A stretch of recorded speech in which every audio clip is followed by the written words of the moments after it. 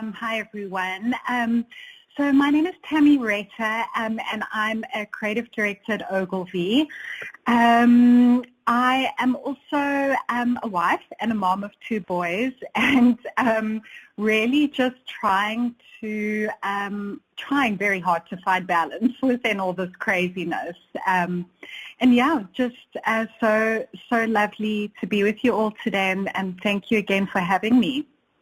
Well, thank you, Tammy. I'm going to go to your presentation, and once I pull it up, which you shall see in a moment, you're just going to need to tell me to turn your slides when you want me to, and be aware that there will be a hesitation from when you ask me to do it and you actually see it. Okay, cool. Thank you. Okay, you can go to the next slide, please. Absolutely.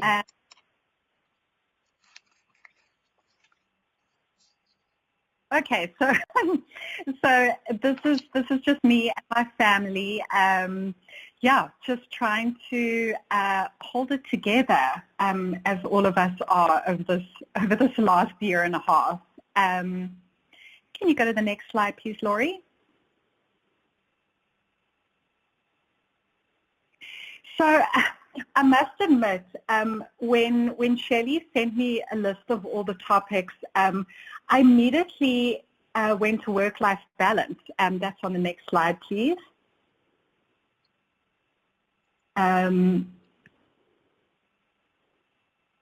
I mean, I immediately kind of mailed Shelley back, and boom, it was all sorted. And then if you go to the next slide.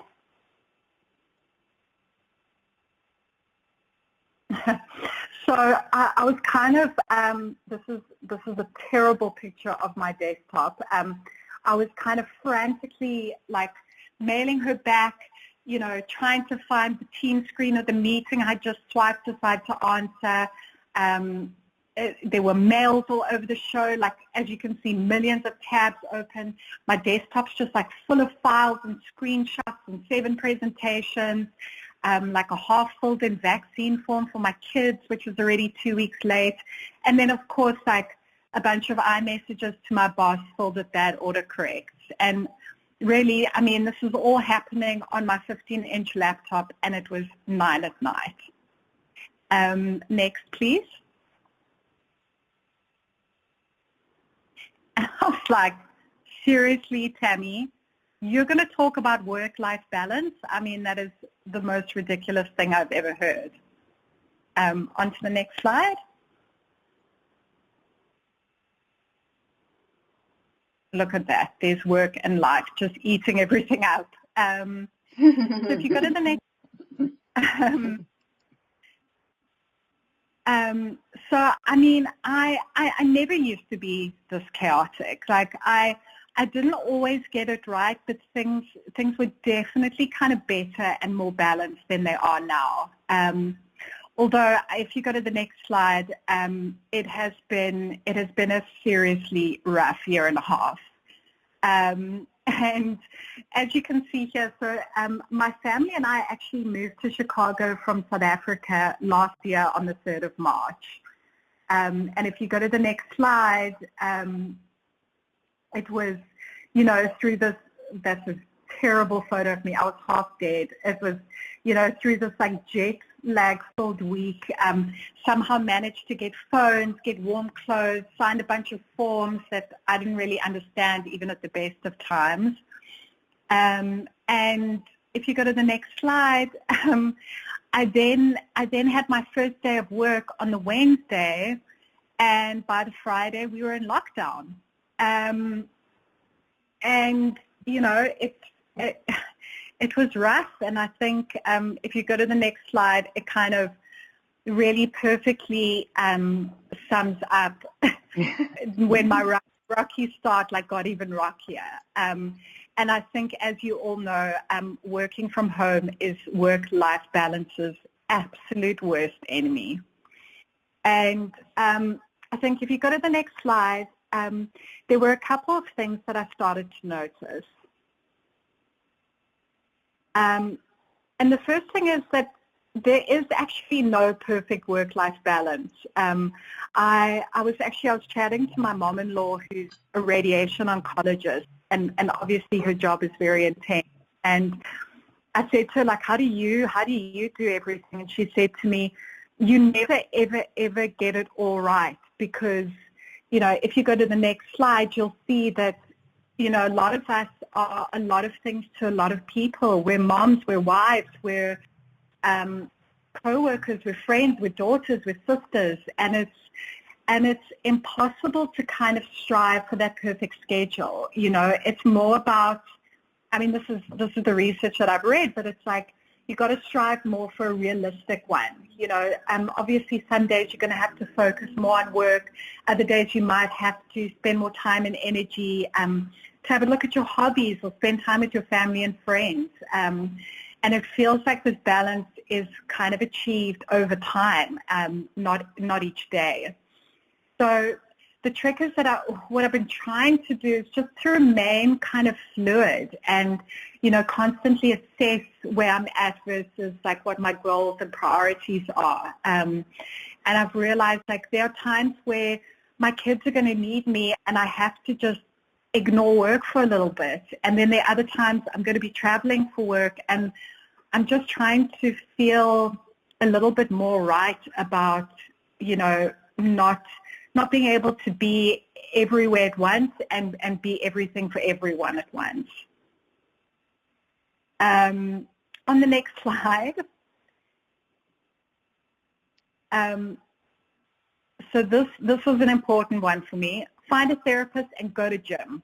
So it took me like a year and a half to kind of start getting my life in order. But if you go to the next page, you'll see in my kind of insane schedule, I have tried to carve out time over there at 8 a.m. to do some therapy and just like chat through all the feelings and the thoughts that I have during the week. I mean, I'm sure like all of you, we just don't have time to absorb anything that we're feeling. We don't have time to feel those things. So I've really found it to be quite helpful to have that hour carved out to talk to someone and just work through what we're all going through. And it's, you know, of course, like you all know, it's about prioritizing your health. And it doesn't have to be these like radical or extreme activities, but that hour set aside has been really, really helpful for me. And then on to the next slide, which is my next kind of mountain that I'm climbing, is to, I've got the tab open, but I'm going to start CrossFit again. I have not clicked on that yet to sign up for my free class, but I'm hoping this is going to happen for me soon. On to the next one, please. And I guess the trickiest thing is that we're always on. If you go to the next slide.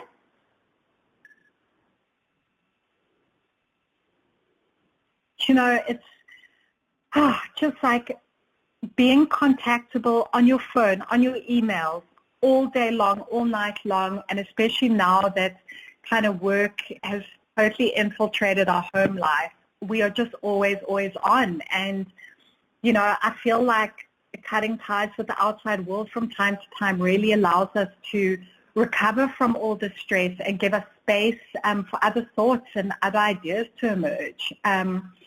And just like a really, really simple thing I've tried to do, I, again, don't always get it right, but is to close the emails on my computer at around 5 p.m. And I've taken emails off my phone as well, just to try kind of turn off and get a little bit of separation. And then on to the next one.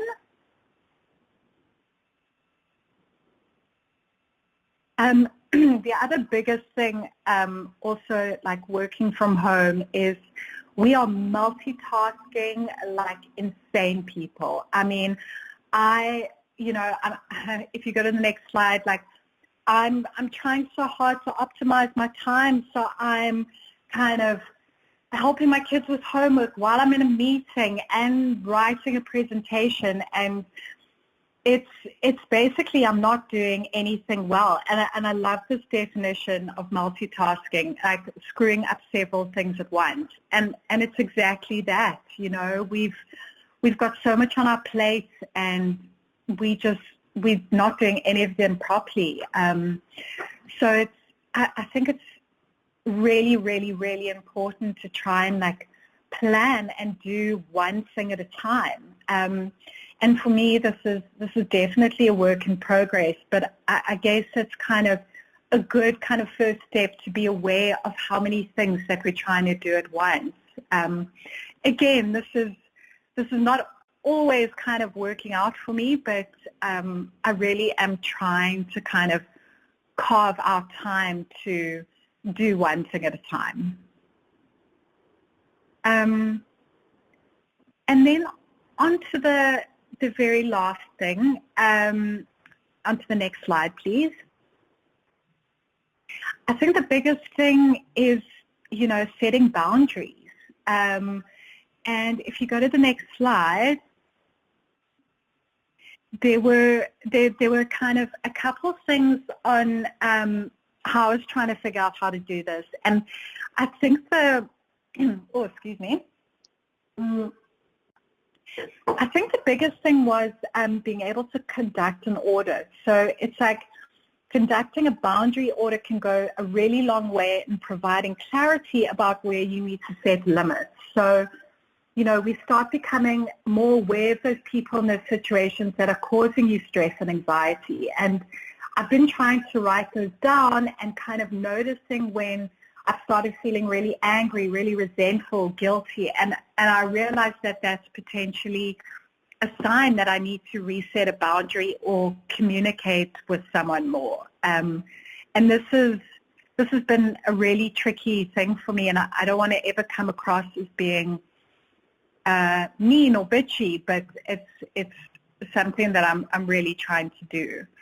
And then it's also, I mean, I touched on this a little while ago, but, you know, it's about setting limits. So, you know, once you kind of have an idea of the areas that you need to focus on, start setting limits. So one example, as I said, is like not checking your mails in the evenings between 6 and 9 so you can focus on your family. Kind of another thing could be to let, you know, your manager know that, you know, you need like work-related travel plans so that you can plan like all your family time. And another one was communicating clearly. So, you know, once you've set these limits, it's really important to communicate them with your team very clearly and very confidently. You know, for instance, like if you don't want your team members to contact you at all hours, tell them exactly when you'll be able to chat. If you don't want to be contacted on vacations, you know, unless it's an emergency, make sure you clearly outline this. It's not kind of an obvious thing for people, and I feel like if you don't design your life, someone's going to do it for you. You know, and obviously when this boundary gets violated, I think it's been really important for me to learn that I've got to address it immediately, otherwise, you know, things simmer. And my last kind of trick was, I think it's quite important to take time to respond.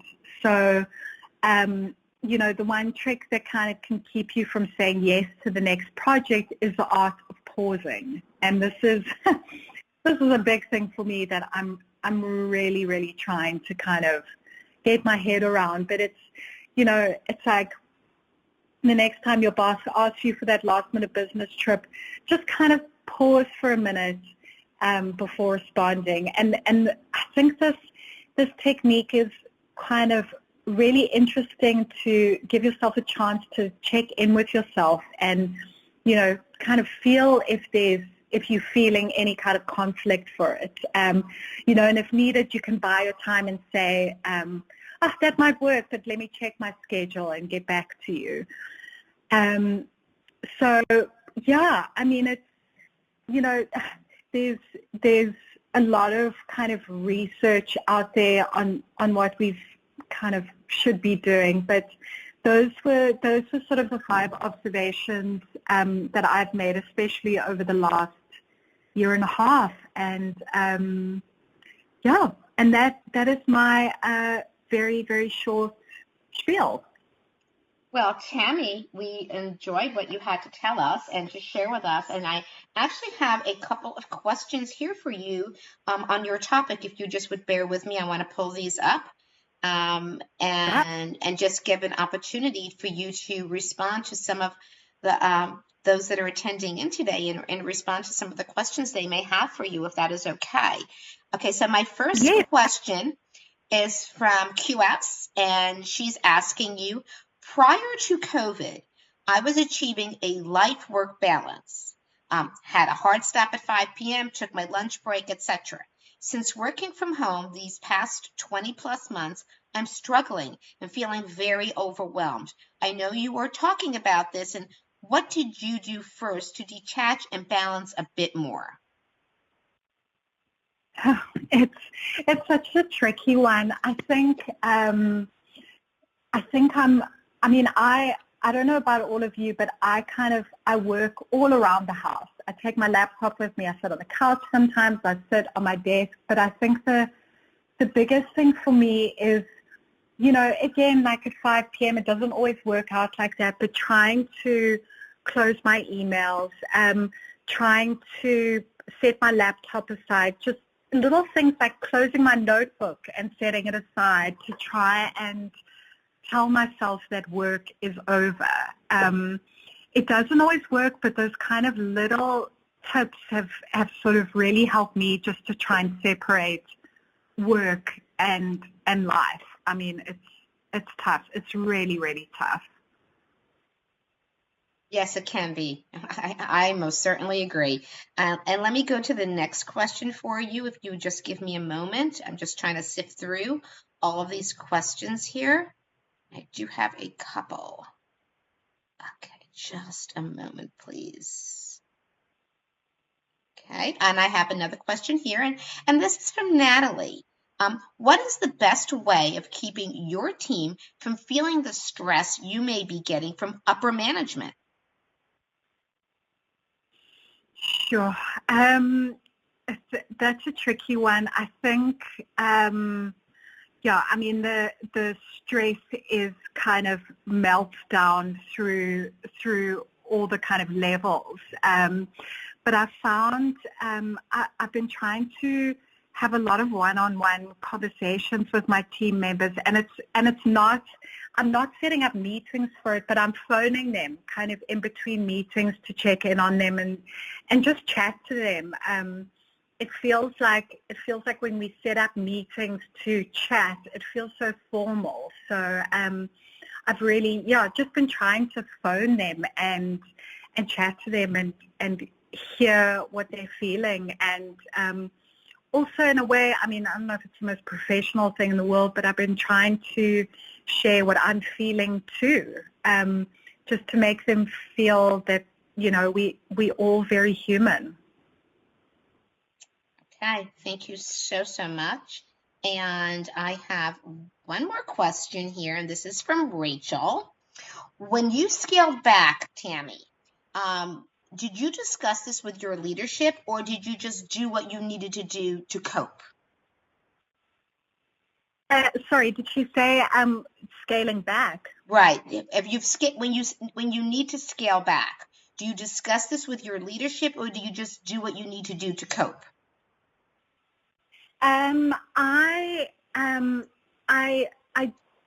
a day-to-day basis, I've been trying to kind of disconnect, when I can.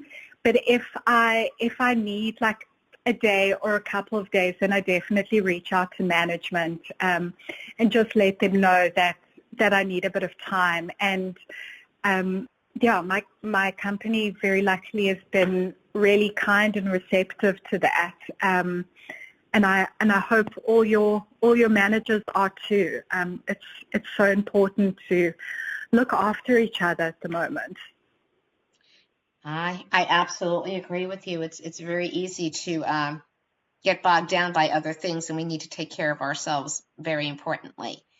Let me see if we Yeah. have any up. We do have another question just popped up. Brian would like to know, how would you suggest asking about work-life balance in a job interview? How would you approach that? Sure. Got some great questions here for you. It's a great question. Sure. I've never actually thought about that. Because I guess, you know, there's that trick on you never want to come across as lazy, but I guess I guess if I ever were to have, like, which I'm sure I will at some point, to have another interview again, I guess I would try ask, you know, what their hours are like. Yeah, I guess I would try broach it from that way. But I mean, maybe if I, you know, a little bit further down the line and had a bit more of a relationship with them, I could maybe feel like I could ask about maybe how they balance their work-life balance, and make it more of a conversation. In the interview process, you're saying then? Yeah. Maybe it's a good thing to make it more of a conversation and ask how they deal with it. Okay, that's a very good suggestion. So let me quickly go to see if we have any more live questions, and if we don't, I've got one more. I think this is the last one I'll throw at you. We have one more, and this is from Catherine. Have you ever had to discuss burnout or stress with an employee and address the issues of balance more with them? Some staff members do get to feel overworked, so I would like to know how you would handle that situation. That actually happened fairly recently with one of my team members. She phoned me, and she was having a panic attack at that very moment. And I myself suffer from panic attacks, so I really know exactly what it feels like. So I was trying to chat to her, trying to work through it. But I immediately phoned when I got off the phone with her, phoned our resourcing manager and got her the next couple of days off, and try to organize someone to cover for her, and I stepped in and covered for her myself. It's just there's nothing worse than having someone who doesn't understand what you're going through and letting you pull out when you need to. Okay, fantastic, Tammy. Thank you so much. And let me look to see if we have any more final comments or questions that anyone has asked. I don't want to leave anything stone unturned for you. Just give it a moment. Let me read through this. Anybody have any final comments? If you would post those, please, so we can give Tammy the opportunity to respond to you.